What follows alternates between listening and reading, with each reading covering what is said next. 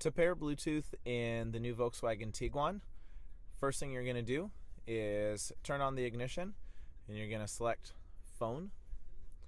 It'll give you the name of the Bluetooth, so you're just going to pull up your phone. I'm using an iPhone. I'm going to go to settings, Bluetooth, and the one you're looking for will pop up down at the bottom. We're going to choose that.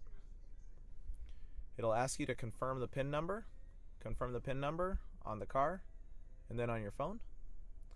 And then it's also going to ask you to allow your contacts to sync, which you do want, so hit allow.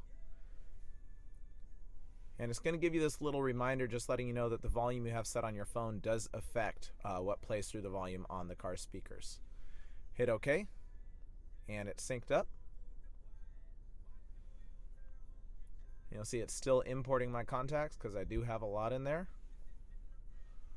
When it's finished, you're going to get a little drop down saying all the contacts were imported and you're connected and ready to use your phone wirelessly in your new Tiguan.